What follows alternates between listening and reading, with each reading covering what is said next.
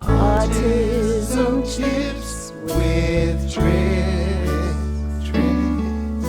magic, miracles, mysteries unplanned. So we learn to share the answers hand to hand. Us in the brain wide open with brain rot.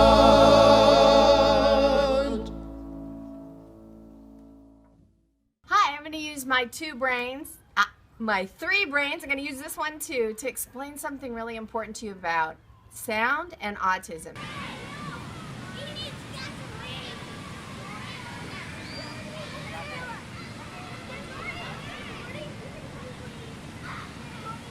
I really like working with you, Lynette, because we both have big brains.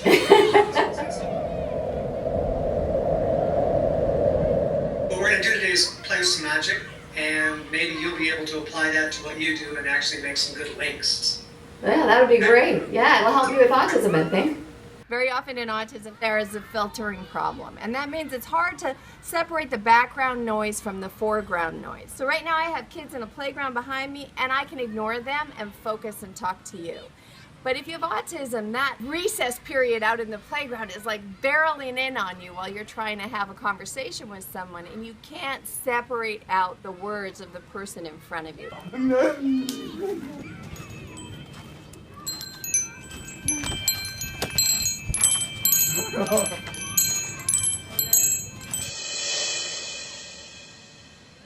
We have a part of our brain in the neocortex that makes judgments really fast.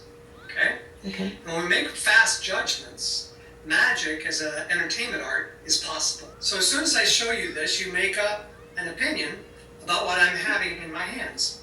So some people know it, and they see short rope, medium rope, and then a really long rope, and they go, oh, they're all different sizes. So do they look the same or different? Well, they look different, obviously. Now, if I bring all the ends to the same place, the eye can begin to see a similarity in the ends meeting. If I cover up the little loop and fold the big loop in half, like that, it actually looks Like they're they're all the three the same way. So that would mean that all three pieces of rope were the same size, so that I had one, I had two, and I had three. So I slow it down and I say, look, real close. How many pieces do you see in my hands? Not around my neck, but in my hands. two. Two. Just for you, today, on this little video clip, I'm going to turn two pieces into one. You ready? Yeah. Here we go. 1, 2, 3. Well, you just tied it together. I know. 1, 2, 3. So we have all three pieces.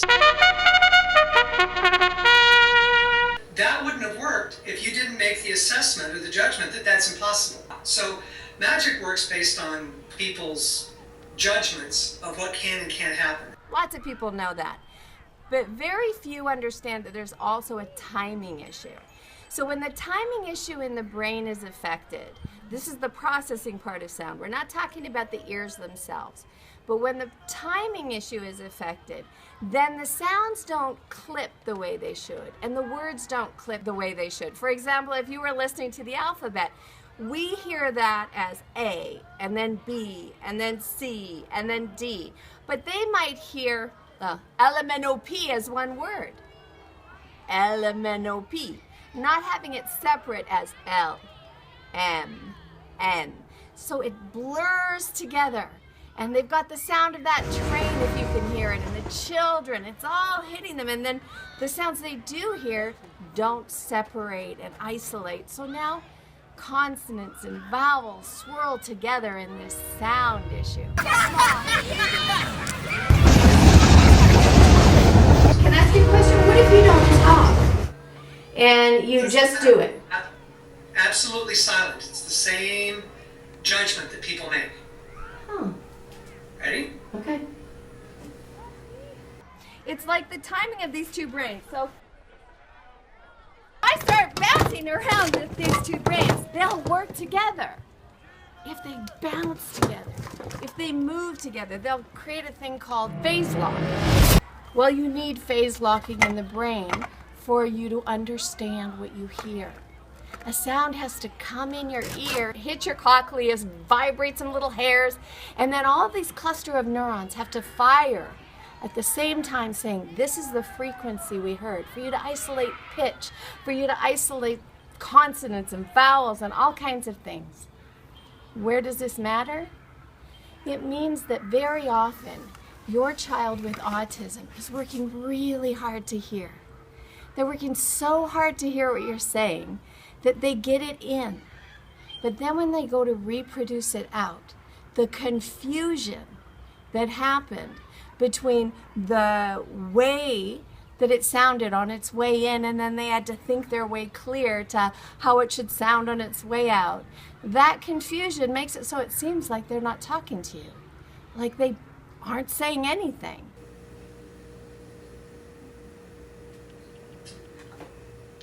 Absolutely silent, the same.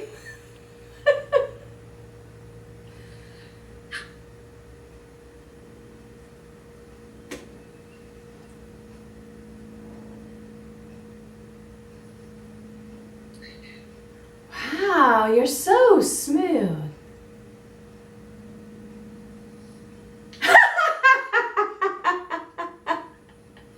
And that is exactly how it works. They're saying a lot, and they're just saying it in sort of autism hieroglyphics.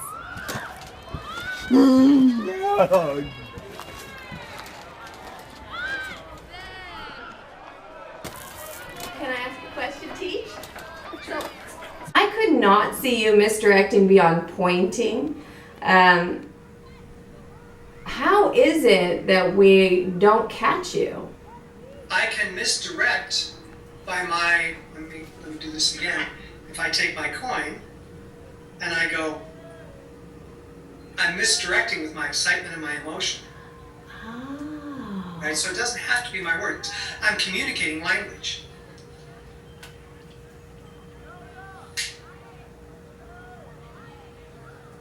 That's awesome. That's not language. That's verbal. That's language that's nonverbal. That's my body moving. So it's the same thing. I just happen to use body language instead of verbal language. Well, thank you so much. That's awesome, and that does help me with autism because too often people are distracted by the mistaken pronunciation or the repetition coming out of the mouth, and they don't see the child is communicating. That's exactly right. I think that's the reason that a lot of the time the kids can type it better than they can maybe reproduce it out their mouth.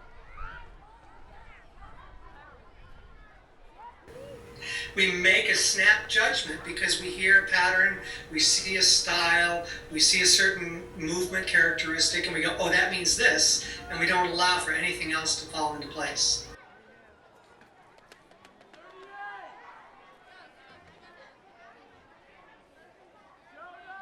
If you put the two together, if you allow them to isolate visually by seeing it, and then help them to reproduce the sound in that way, you'll have talking kids with gorgeous, beautiful brains. Well, I'm excited. Oh, sorry, I'm so excited I'm hitting you. It's as good as a computer. Misdirection. I'm excited to share that with my families. Thank you so much for being a part of this. This is Chris Falsey. Yay! Not like messed up puzzle pieces like this.